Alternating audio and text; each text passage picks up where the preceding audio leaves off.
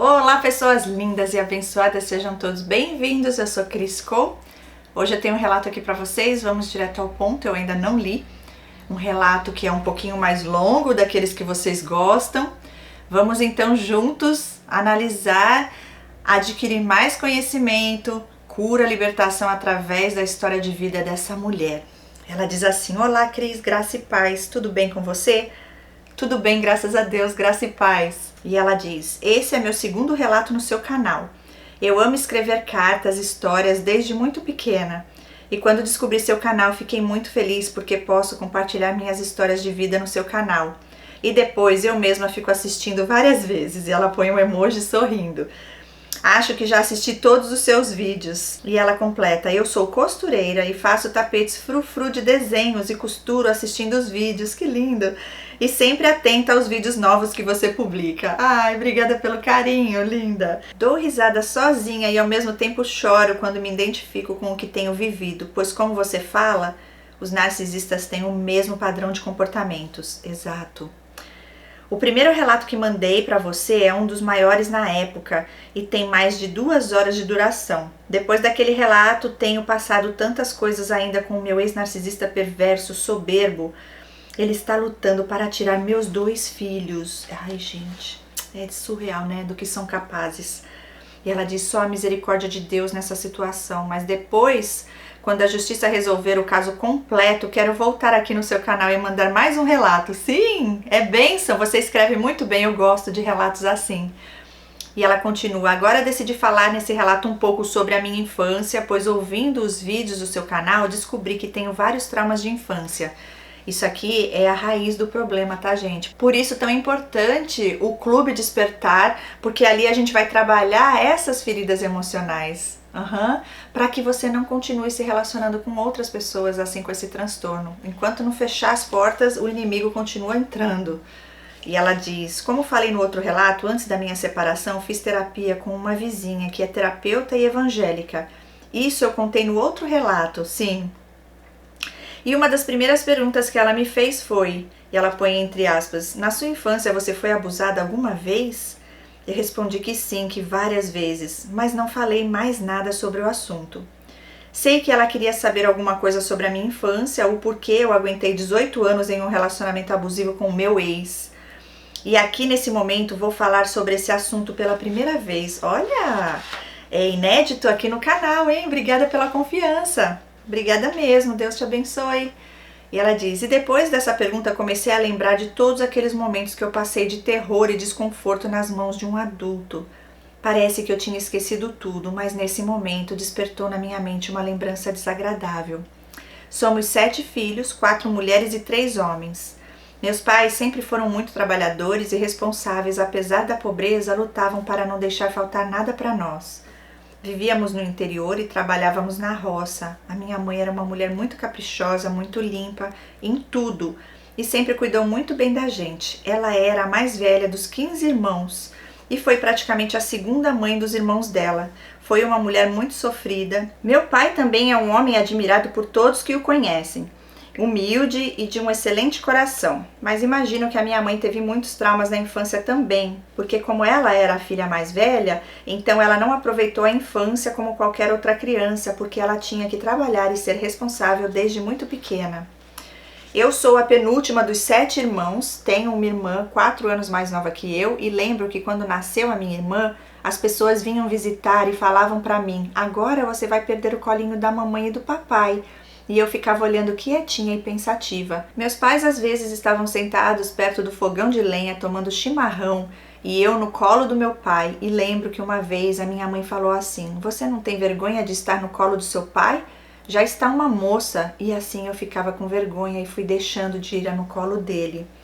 Uau, na verdade eu tenho só lembranças do colo de meu pai. A minha mãe trabalhava muito cuidando de nós, fazendo comida, lavando roupas e limpando a casa.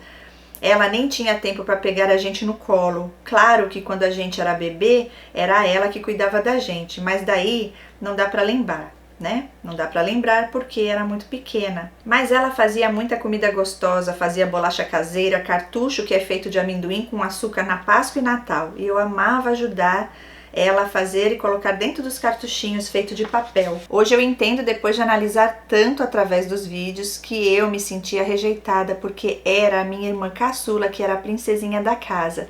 E foi muito mimada, e eu ainda pequena, pois a gente tem 4 anos de diferença apenas, e eu queria mais atenção deles, pois eu ainda era muito pequena. Isso acontece muito. E eu lembro que muitas vezes eu apanhei inocente por culpa dela. Ela era escandalosa, chorava do nada só para a mãe vir defender ela e bater em mim. E quando a gente brincava, eu sempre tinha que dar o braço a torcer para ela, porque tinha medo de apanhar, porque ela chorava muito alto e minha mãe pensava que eu tinha batido nela. Eita, que essa irmã aqui já tá com traços. Cadê a bandeira vermelha? Eita, a menina pequenininha já tá se revelando. Ai, ai, ai, a máscara caiu. Vamos ver. E ela continua. E o interessante é que ela não tinha dó de ver eu apanhar inocente. Era um troféu para ela porque ela venceu. O que vocês acham, gente? Ela diz, lembro de uma vez que eu e ela estávamos no quintal da casa brincando e do nada ela pegou um vidro de um remédio vazio e ela põe entre parênteses, um vidro mesmo, e ela jogou na minha cara e acertou na minha testa e inchou na hora. E eu chorava baixinho, não me defendia, com medo de apanhar. E lembro que a minha mãe chegou e me viu chorando e perguntou o que aconteceu. E eu falei que a minha irmã tinha jogado o vidro na minha cabeça. Minha mãe brigou com ela e disse, se você fizer isso de novo, você vai apanhar. E assim ficava, era só promessa de ela apanhar, mas nada acontecia. Lembro que teve uma época que todos os filhos estavam em casa ainda e não entrava todos em volta da mesa. E eu lembro que a minha mãe preparava meu prato de almoço e eu sentava em uma caixa de lenha ao lado do fogão para comer. E ficava olhando todos ao redor da mesa e a minha irmã caçula no colo do pai, e isso foi algumas vezes que aconteceu, mas ficou gravado na minha mente. Uau, e me sentia o patinho feio da família. E ela põe a carinha gargalhando, né? Mas aqui eu já ia estar chorando mesmo. Só Deus na causa aí. A ferida da rejeição já foi plantada nessa infância. Da traição também, da injustiça e por aí vai, do abandono. Qual que falta? Traição, abandono, rejeição, injustiça e humilhação. Todas. E ela fala, voltando sobre o abuso que eu falei lá no início, é a primeira vez que estou falando sobre isso, nunca comentei com ninguém. Eu era uma menina de 8 a 10 anos nessa época, totalmente ingênua, inocente, pois fomos criados sem televisão no interior. Não tinha nem ideia de como era um homem nu. Dos 3 irmãos, tenho o mais velho e do meio e o mais novo. 4 mulheres, como falei, não vou usar nomes e vou falar do meu irmão do meio. Ai, ai, ai, eu lembro que quando meus pais saíam no mercado fazer compras, eu queria ir junto para fugir dessa situação, pois perto dos meus pais me sentia segura. Mas a maioria das vezes eles não me levavam, só levava a minha irmã caçula e eu tinha que ficar com os irmãos mais velhos em casa. Então esse meu irmão do meio aproveitava e me chamava para ir no rancho, descascar milho ou qualquer coisa que ele inventava para fazer. E ali ia abusar de mim. Meu pai do céu. E eu falava para ele chamar o meu irmão mais novo e ele insistia comigo que era só para ir eu e ele. E eu, com muito trauma, porque eu já sabia o que ele queria fazer comigo, tinha que ir na marra, pois ele, sendo mais velho, não podia desobedecer. Pois a gente foi ensinado a obedecer os mais velhos e não podia dizer não. Lembro muito bem da última vez que ele abusou de mim, e isso foi um dia que eu e ele, meu irmão mais novo, fomos a uma roça longe de casa. E ele começou a fazer essas coisas comigo, começou a chover, e lá tem um rancho fechado, e ele falou para nós brincarmos de esconder. E ele sempre usava essa estratégia de brincar de esconde-esconde. E eu falei assim, primeiro vão vocês se esconder e eu vou procurar. E ele disse que não, primeiro o meu irmão mais novo ia procurar e eu e ele se esconder. Eu já sabia o que ele queria fazer comigo e fiquei tão ruim, com o coração acelerado, uma menina inocente que tinha que obedecer os mais velhos e tive que me sujeitar. Na minha memória, essa foi a última vez que aconteceu e foi horrível. Não sei o que passava na mente do meu irmão mais novo, que tinha que ficar esperando lá fora até o mais velho avisar que já podia vir para nos procurar. E também não sei se ele lembra dessas coisas, porque cada um tem as suas lembranças da infância. Olha, eu vou falar uma coisa aqui muito importante antes de seguir. Isso aqui é muito forte, eu fico muito feliz. Ela ainda vai entrar aqui, tá? No relacionamento abusivo. Mas essa parte da infância, esse abuso do próprio irmão, sangue do sangue, gente. Demônio é demônio, tá? Você tá lidando com um ser que não é o seu irmão, ok? É um ser que tem a influência maligna ali, sobre a mente, sobre a vida dele. Aonde foi que entrou? Não sei, mas tá lá, dá pra ver. Ok, isso acontece muito em casos de atendimento, de terapia. Aqui você trouxe para o canal, né? Primeira vez que você está abrindo isso. E eu sou grata à sua vida porque Deus está usando o teu testemunho para falar com muitas pessoas que estão aqui assistindo esse vídeo, esse testemunho e outras que ainda virão assistir. Porque tem muitas pessoas que já passaram por isso, que não se deixam trabalhar, porque, lógico, é um processo. De início vem a dor, vem a negação. Vai doer? Sim, vai doer. Mexer nas feridas, mas você vai precisar abrir essas feridas, tirar todo o pus, colocar o remedinho lá, vai cicatrizar, vai doer uma vez? Vai arder? Vai, você vai chorar? Vai, mas vai curar e aí fica só a cicatriz. E é nesse momento da cicatriz que você vai ser mais um instrumento de Deus aqui nessa terra para ajudar pessoas que já passaram pelo que você passou e que você superou e agora você poder ajudar essa pessoa a passar por esse processo de uma forma mais leve. Ok? Porque Deus transforma a maldição em bênção nas nossas vidas e tudo coopera para o bem daqueles que o amam. E ela continua aqui. Foi através dos seus vídeos que descobri que tem coisas da infância que ficam ali guardado na mente e outras não, sim. E esse dia eu chorei e lembro que ele me chamou para dentro desse rancho, fechou a porta, sentou em umas tábuas que tinha lá e estava escuro porque estava tudo fechado. Ele me puxou no meio das pernas dele, eu de costas para ele, e ele começou a se esfregar nas minhas costas e eu tentando sair das mãos dele. E lembro que ele abriu o zíper da calça e eu desesperada querendo fugir e ele falava baixinho. Ele falava baixinho para o meu irmão mais novo não ouvir lá de fora.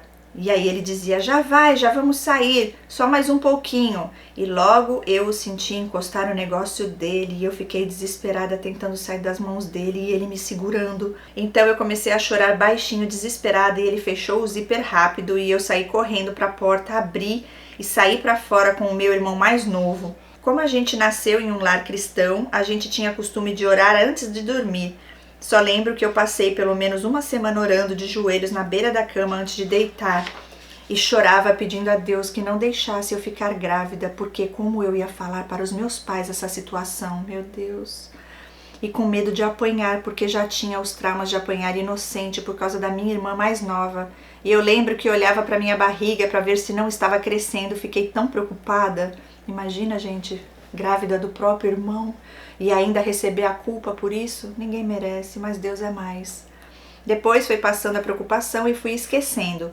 Hoje eu fico imaginando que horrível uma criança passar por um abuso desse. A raiz desse trauma ficou. Eu sempre fui muito ciumenta dos meus meninos e nunca fiz acepção. Sempre tratei com amor, carinho e atenção os dois igualmente. O meu mais velho sentava no meu colo na igreja até os 12 anos. Ele terminava de tocar bateria e vinha no meu colo. E eu toda boba de felicidade. E se a gente fosse em um parque ou qualquer outro lugar, eu ficava em cima todo o tempo para protegê-los. E tinha medo de alguém fazer maldade com eles. Sabe por quê? Porque você passou por isso. Você já conheceu, né, desde pequena, né, o conhecimento de que existe o mal, que aqui no mundo jaz o maligno e que pode ser alguém da tua própria família, né? Surreal. Ainda bem que você trouxe pro bem. E aí já protegendo os seus filhos, cuidando, né? E ela diz, lembro que uma vez fui acompanhar o meu pai na roça para buscar batatas. E foi lá nesse mesmo lugar, longe de casa. E no meio do caminho eu pensei assim, será que o meu pai não vai fazer isso comigo também? Porque ele é homem igual o meu irmão. E ao mesmo tempo eu pensava, eu não creio porque o meu pai é um homem maravilhoso. Era só o trauma que ficou mesmo, a preocupação do que tinha acontecido. Gente, que dó. E ela continua, a gente aceitava o inaceitável por crer que tinha que obedecer aos mais velhos. Que triste hoje quando a gente para pensar. Eu alerto até hoje meus filhos para não aceitar nenhuma classe de abusos, porque hoje eu entendo que é abuso. porque além desse abuso na infância, passei 18 anos com o pai deles, narcisista, perverso, abusador e manipulador 100%. E esse meu irmão só namorava meninas novinhas na época. Lembro que a minha mãe falava, por que ele não buscava uma moça de 18 anos pra cima pra namorar e casar? Acho que ele tinha atração por meninas novinhas nessa época. Esse meu irmão é uma boa pessoa. Não quero dizer por isso que ele é ruim, mas ele é muito astuto até hoje. Como assim uma pessoa boa? Esse meu irmão é uma pessoa boa. Uma boa pessoa. Não, não é. Não quero dizer por isso que ele é ruim. É sim, por que não? Qual é o problema? Tá tudo certo. É ruim mesmo. Você ainda completa aqui, mas ele é muito astuto até hoje. Então não mudou nada. Porque, gente, podia ser influência maligna ali, fase, né? Que a gente sabe, porque o mundo jaz o maligno, a gente nasce do pecado e o inimigo vai brincando. Vai usando, enquanto a brecha ele entra. Mas e aí? E hoje? Ainda continua. Mas ele é muito astuto até hoje. É demônio e é porque quer, busca as, né? Abre as coisas das trevas. Já nasceu assim provavelmente, deve ser um psicopata. E ela fala, eu lembro que muitas vezes na infância, quando alguém mandava eu fazer alguma coisa, eu ficava teimosa, revoltada, porque era uma maneira de me defender das injustiças que sentia comigo. Porque a minha irmã era a princesinha delicada, ela só ia fazer as coisas se ela queria. E eu nunca tive coragem de falar para os meus pais sobre essas coisas. Depois fui crescendo e mudei esse lado de me defender. Já não me sentia revoltada, pelo contrário, sempre queria agradar para receber atenção. Eu até hoje tenho dificuldade de me defender, por exemplo, gritar, empurrar ou chamar a atenção de alguém que me faz alguma coisa ou algum tipo de maldade. Isso eu levei para a vida adulta. Sempre fugia dos abusadores calada e com o coração acelerado, me sentia muito mal, mas não falava nada. Olha, isso aqui acontece muito, ok? Porque você aprendeu a se calar desde a infância, porque se você falasse, você ia apanhar. Se você não fala, pelo menos ficava menos mal, né? Já foi feito esse condicionamento através dos abusos dessa irmã, que, olha, família que tem a irmã maligna, o irmão psicopata, que mais, gente? Ninguém merece, né? Mas tudo bem, você é escolhida do Senhor. E pra nós não tem ninguém. Podem tentar, pode fazer, pode tentar, pode... mas Deus é mais. E ainda vira bênção aí, testemunha aqui para libertar muitas outras vidas. E sim, as feridas estão lá, né? Mas Deus cura. E ela diz, com 18 anos fui trabalhar na capital de empregada doméstica, morava junto com a família que eram meus chefes. E nos finais de semana ia passar com as minhas 2 irmãs mais velhas que já estavam casadas e moram perto. Acompanhava elas na mesma igreja e ali tinha um moço que era o líder dos jovens.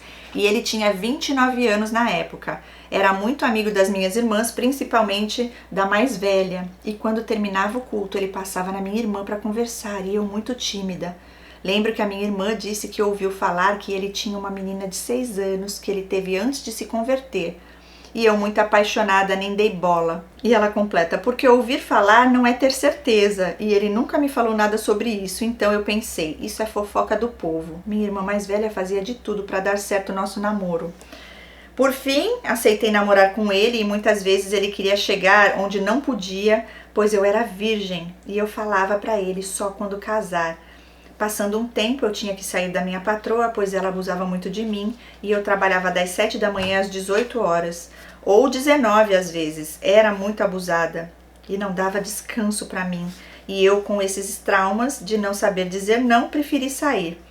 Então, o meu namorado me convidou para morar com ele, pois ele morava sozinho, tinha a casa dele, e eu falei que só quando casasse. Ele insistiu muito e me prometeu que depois de 1 ou 2 meses a gente se casaria. Gente, essas promessas para obrigar a gente a fazer o que eles querem e a gente não quer.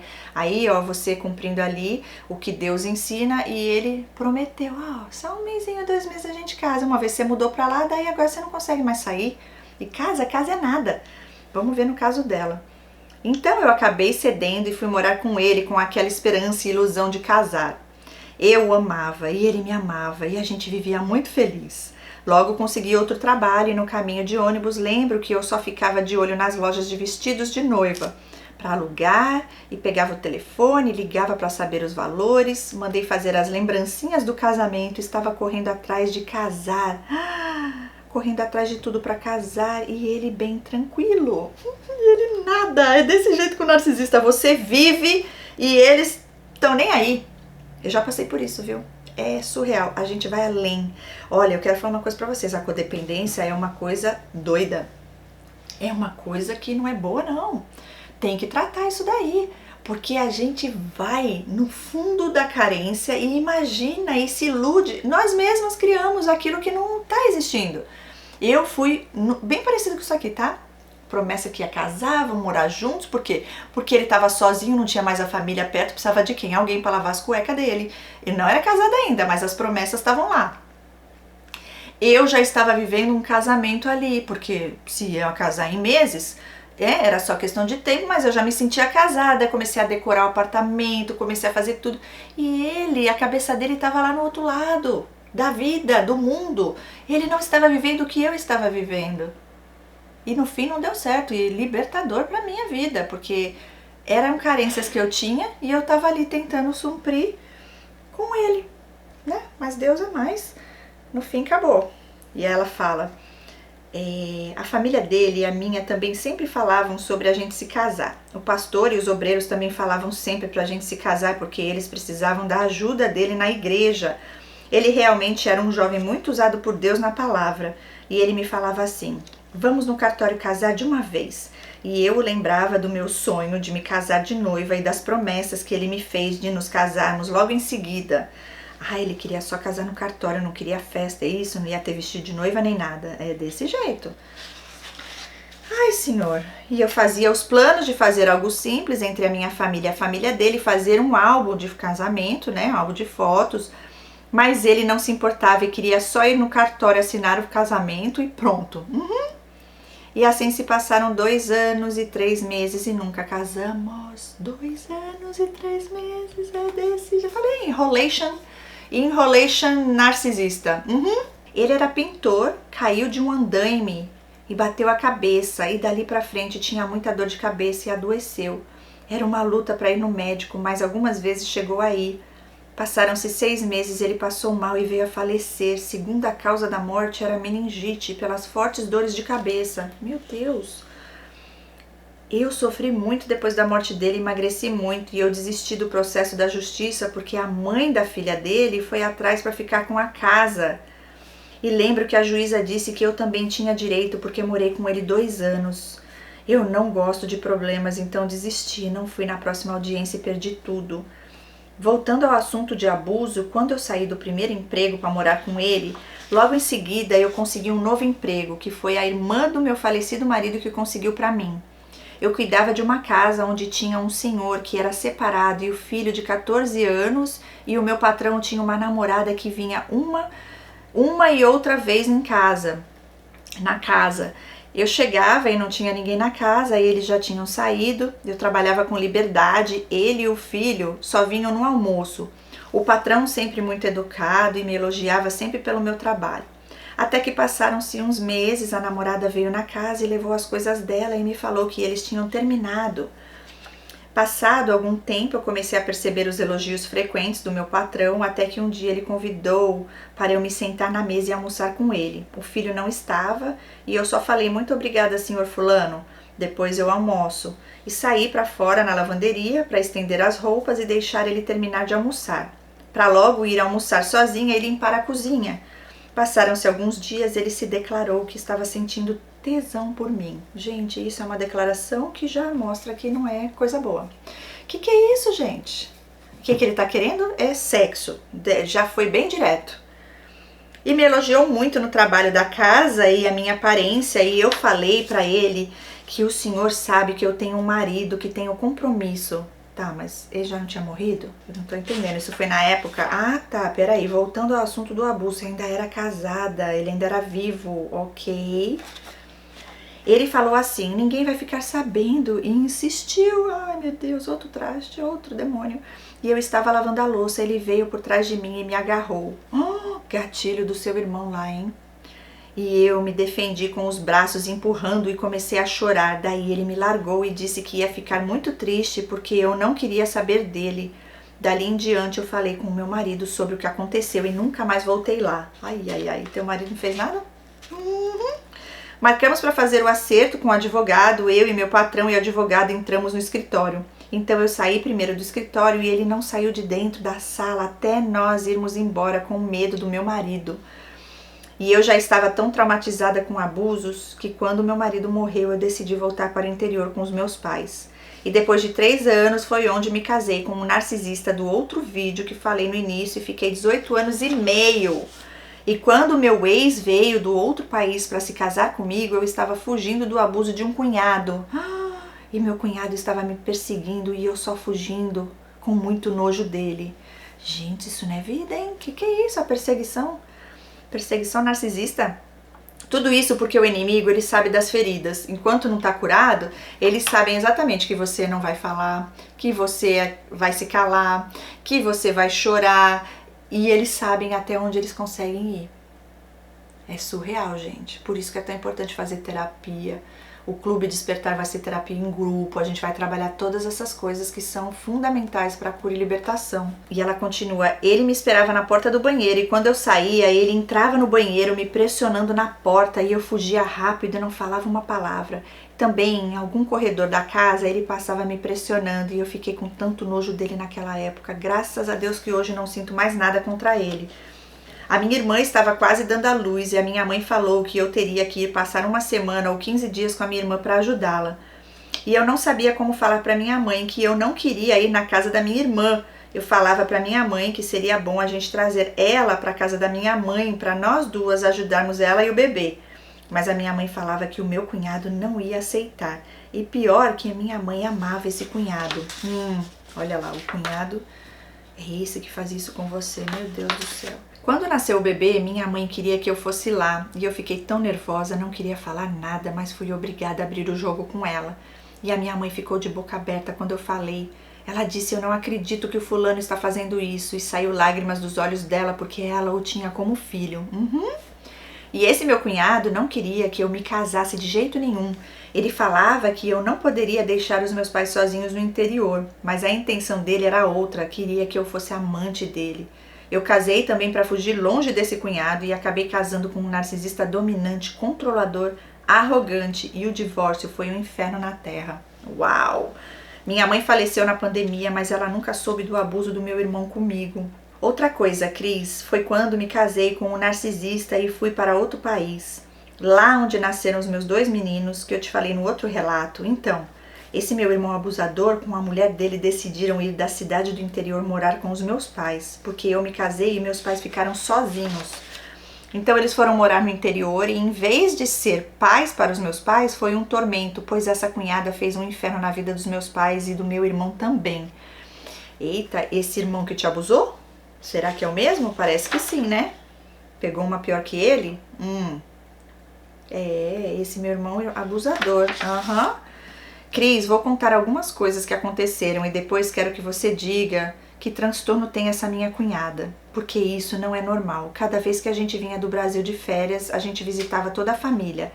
E ela diz, seguindo o relato, segunda parte, uma das vezes que a gente veio de férias para o Brasil visitar a família, ela diz, como os meus pais estavam sozinhos no interior, a minha mãe muito doente, longe do hospital e farmácia, e eles já haviam tentado vender o sítio ou trocar por uma casa na cidade e não conseguiam.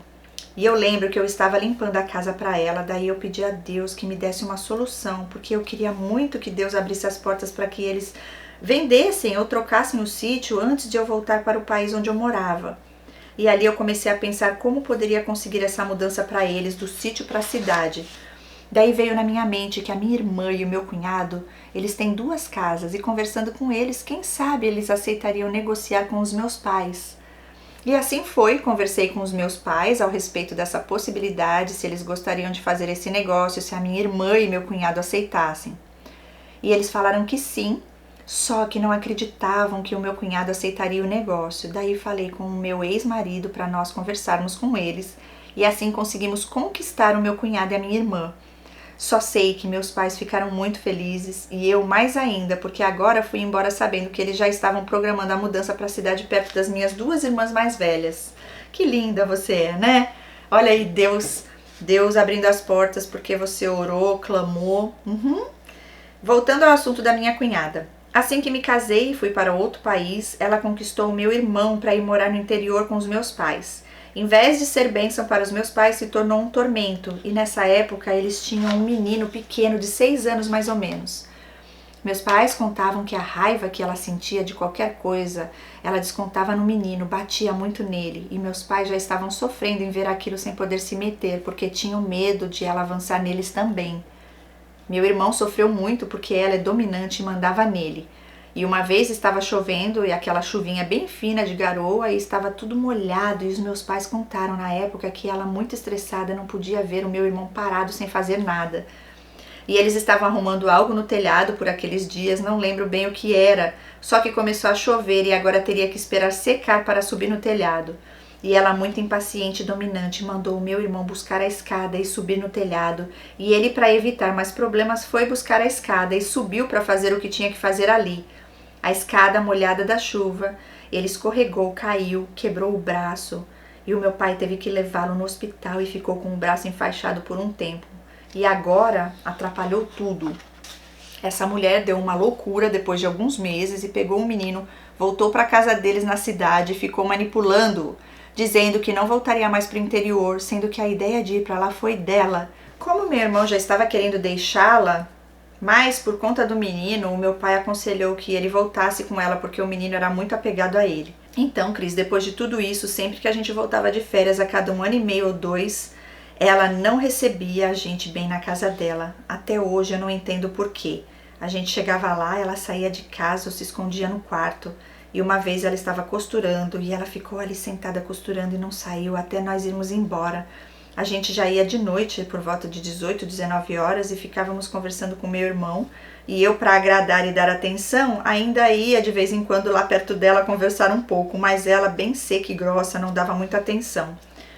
Eu, com os meus meninos pequenos, me sentia um lixo com o tratamento dela. E o meu irmão todo disfarçando, fingindo que tudo estava bem. Gente, esse irmão que é o irmão que te abusou, ok? Pegou uma pior que ele. Lembrando que esse é o irmão que me abusou lá na infância. Exato, confirmação, porque eu já estava aqui pensando, será que é? E só lembro que a minha família falava que ela sempre comentava que o espírito dela não batia com o espírito do meu ex, porque ela é grandiosa, gosta de dar conselhos, na igreja sempre tinha que liderar e não aceitava ser mandada. Por isso não dava certo em nada que ela se envolvia, porque logo tinha problemas com as pessoas. E meu ex é assim também, um narcisista dominante. Como falei no outro relato, não aceita ser contrariado. Imagina, narcisista com narcisista, é uma briga, uma guerra, é um matando o outro. E muitas vezes eles se unem, tá? Quando tem interesse, é a máfia narcisista. Eles seguem a Satanás, né? E nós seguimos a Deus. Então, jogam no outro time das trevas. E ela fala, enfim, tivemos cada humilhação, desprezo dessa cunhada. E uma vez que fomos visitar, depois de 3 anos, quando viemos ao Brasil, nós estávamos em outra cidade e o meu ex ligou para o meu irmão dizendo que no outro dia, pela manhã, nós iríamos passar o dia com eles. E meu irmão falou que quando nós chegássemos na rodoviária da cidade, era para avisar que ele ia nos buscar. Quando a gente já tinha passagens compradas e estávamos dentro do ônibus, lembro que o meu ex ligou e por azar ela atendeu. Então, o meu ex disse que a gente já estava indo em caminho e ela disse que meu irmão estava trabalhando. Então, o meu ex disse que tinha falado com ele ontem e ele disse que ia esperar a gente. Ela insistiu que ele estava trabalhando e eu já fiquei nervosa, me senti tão mal, uma tristeza, pois sabia que era a rejeição dela e eu com o meu menino no colo de 3 aninhos na época. Não entendia o porquê daquelas atitudes dela, pois a gente nunca teve nenhum problema com eles. E eu só pensava, o que será? Sei que ela e meu ex não suportavam um ao outro, mas eu e meu filho não temos a culpa.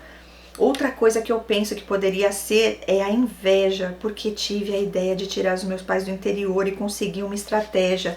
De repente ela se sente mal porque não foi a ideia dela. É o que eu suspeito. E como ela se sente a sabidona, naquela época ela saiu fora do controle. Em 2017, a gente voltou ao Brasil para morar e cuidar da igreja aqui de uma cidade próxima da família.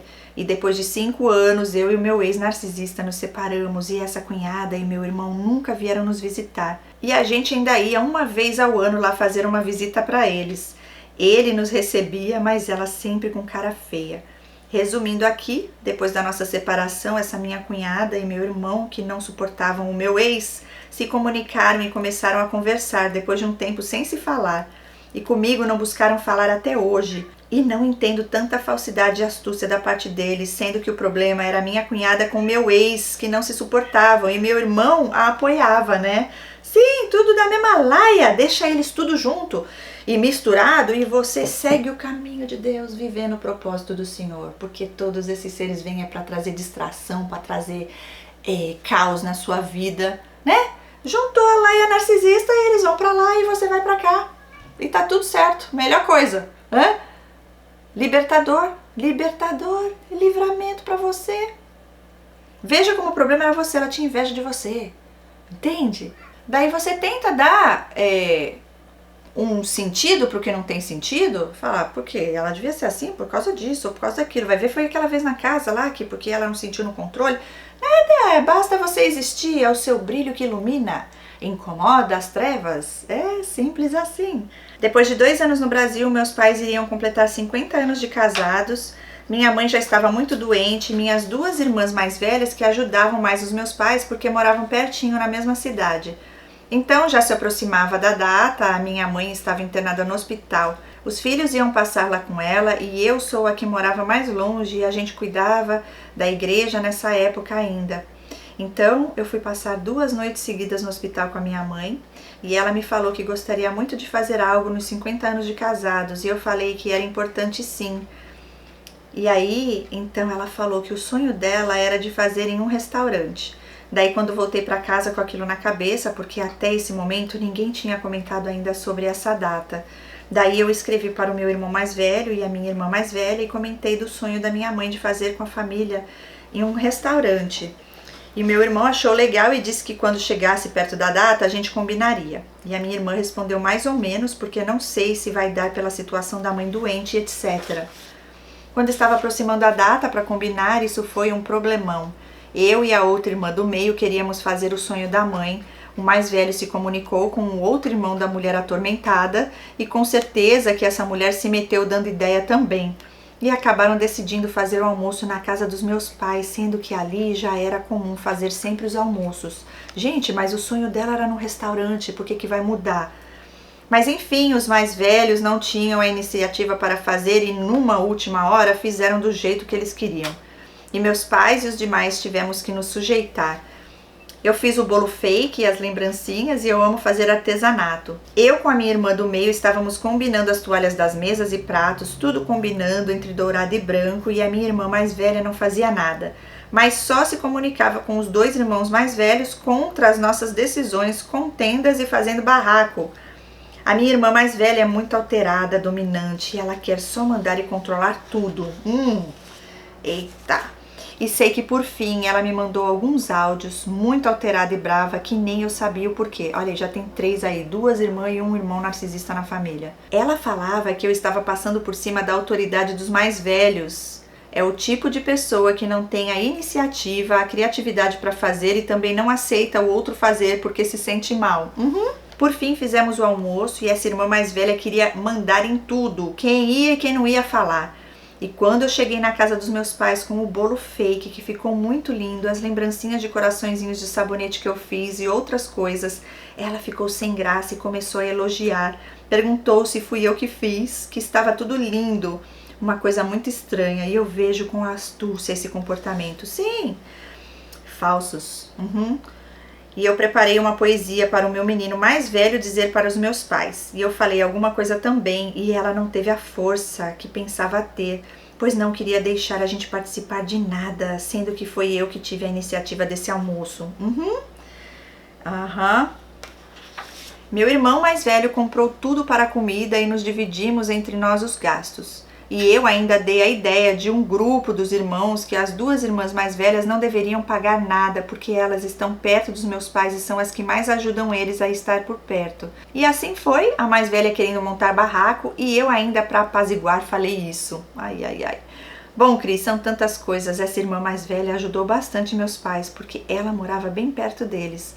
Mas também fez umas coisas que entristeceu muito eles. Sei que a separação dos filhos entristece os pais, mas as atitudes ruins com eles é pior.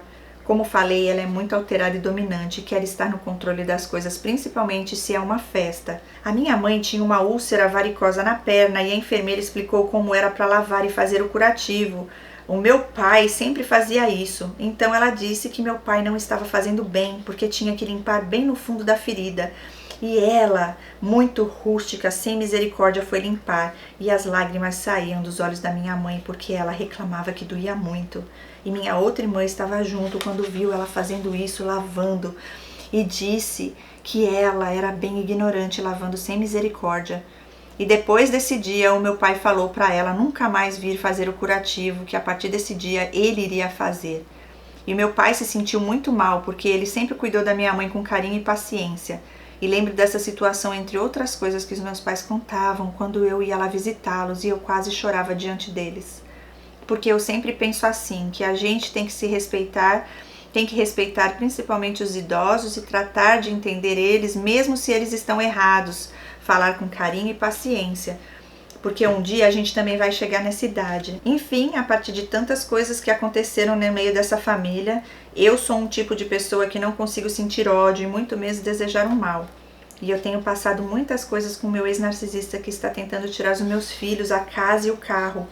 Mas não tenho ódio dele. Se ele mudasse e chegasse até mim para conversar de boa, eu conversaria normalmente. Só não tem volta com ele porque distorce tudo, distorce todas as coisas e faz muita gente crer nele.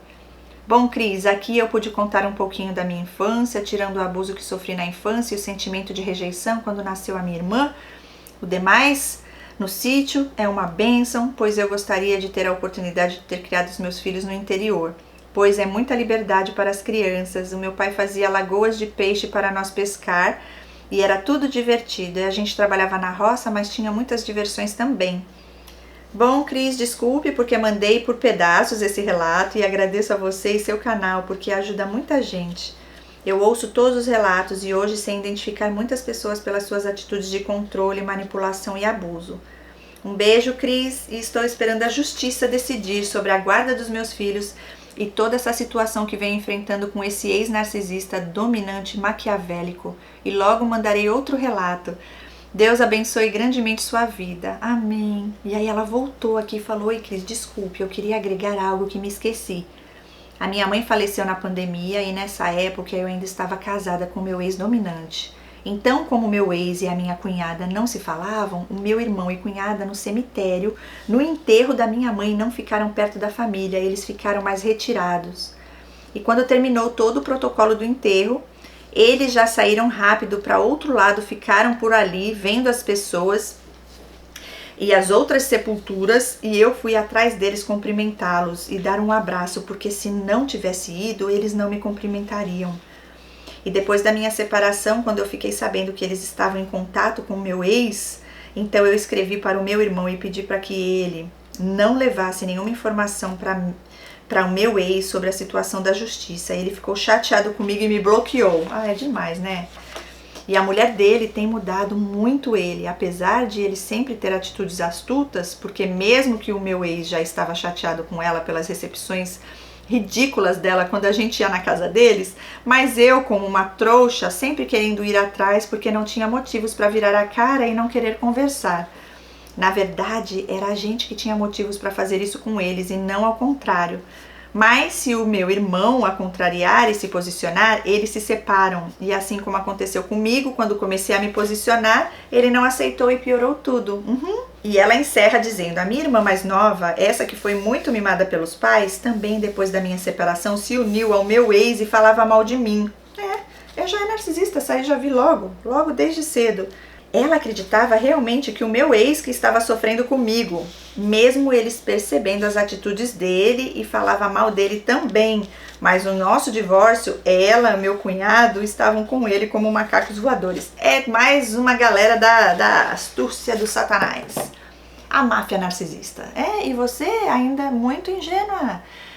O coração que a gente tem, né? Eu vou falar pra você. Contato zero. Delicioso. Libertador. Quem já deu sabe o que eu tô falando. Sabe por quê? Porque esse tipo de raça não vai te trazer nada de bom. E agora se uniram lá com o teu ex, lógico, porque eles se identificam entre eles, seguem o mesmo coisa ruim. e você siga o seu caminho, porque eu vejo um grande livramento de Deus. Pegou todo esse lixo dessa gangue narcisista, né, os comportamentos tóxicos e ó, vai pra lá. Minha filha, ela é cuidada por mim e ele limpou da sua vida, tirou os trastaiada toda narcisista e deixou você aí liberta, livre para seguir seu caminho. E fica firme em jejum e oração, porque Deus é mais.